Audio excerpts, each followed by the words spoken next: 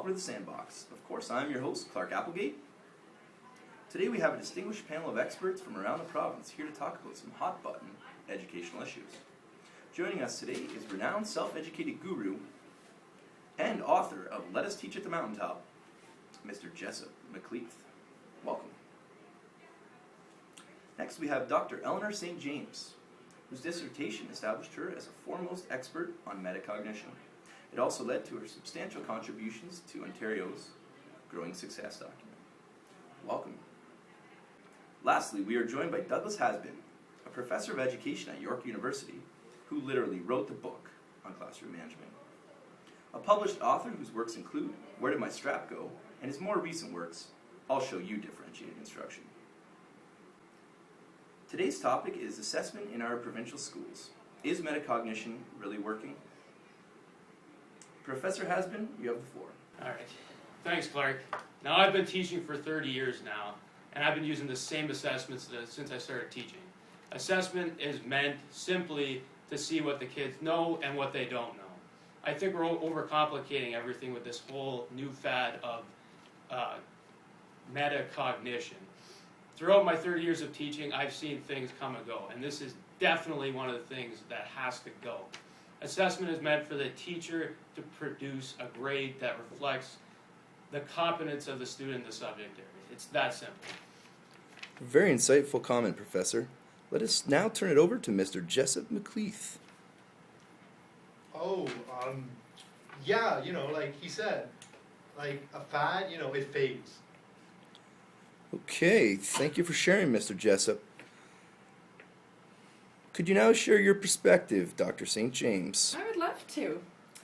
I think metacognition is absolutely key. During the last 50 years, we've learned a lot about learning, and it has scientific basis that there is absolute participation on our part in our learning process.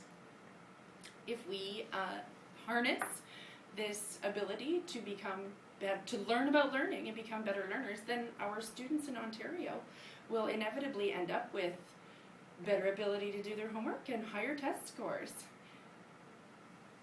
I don't think this concept is going to fade. So in a nutshell, metacognition is knowledge about knowledge or learning about learning. Absolutely.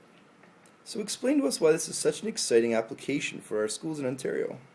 Well, I sort of alluded to it earlier, but it's this ability to absolutely have our students learn to read and write and understand basic math concepts. But we all know that things become incrementally more difficult in life. Metacognition teaches students how to take the fundamentals of what they already know and build upon that. They learn how to problem solve in scenarios where they don't always have someone like a teacher or a parent to help them. We create creative problem-solving people for the future. Okay, that's just wonderful. Yeah, see, that's good. I like that. That's what I meant. Okay. Glad to hear that. Another hot topic these days is standardized EQAO testing in literacy and mathematics. There are many arguments for and against the testing. Let's hear what our experts have to say. Dr. St. James. It is a hot topic indeed. The tendency of parents is to think that the higher the test score, the better the education is for their students. Although test scores the whole EQAO is designed to assess something, it's more an assessment of the system and the service being provided to our students in Ontario than of the students themselves. Once again, simply stunning, Dr. St. James. Next, let's hear from Mr. Hasbin. Nowadays, I think we're getting too soft on our students. Back in my day when we administered a standardized test, our students weren't given any resources.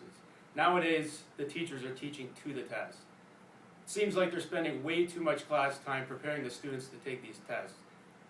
Back in my day, when the students were given the test, it tested what knowledge they had. Nowadays, it seems more like they're testing how much preparation the students have been given by the teacher instead of what they actually know. I can't believe it, but on this point, I agree. Oh, wow. So we've come full circle here. Not quite. Okay, let's go to Mr. Jessup. Mr. Jessup. Yeah, I completely agree. We're good. Okay, wonderful, wonderful, insightful comment. I would just like to add that this piece about being soft, however, that's the part that isn't full circle. Being soft, helping your students understand what they're not doing right, is all part of the metacognitive process. Allowing students many opportunities to practice reading, writing, and math skills is good teaching pedagogy, and it is practice that makes perfect. We know this from our sport world over and over again. And Damien Cooper actually is a wonderful researcher that has produced all kinds of evidence, helping us as teachers to help our students learn better, just like a coach. Are you a coach? I am. And I wish I had a couch right now. A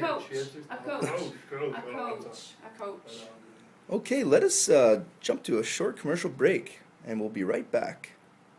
Welcome back to the Sandbox. We're just going to get closing remarks from our expert panel, Dr. St. James. No closing remarks. Thank you for inviting me today. Okay, it's been a pleasure. Professor Hasbin. I just want to say thanks for having me. I think I've really driven my points across here today. Yes, you certainly have. And lastly, Mr. Jessup. Mr. Jessup. Mr. Jessup, What? we're just doing closing remarks on today's topic, metacognition. Wait, what? Meta what? Metacognition. Oh, yeah, I know metacognition. Yeah. You know, like, empirical evidence has shown that metacognition can actually be a driving force in the future success of our students. In a 2005 Education for All document, it actually outlines strategies we can use to differentiate instruction for the specific needs of each individual student.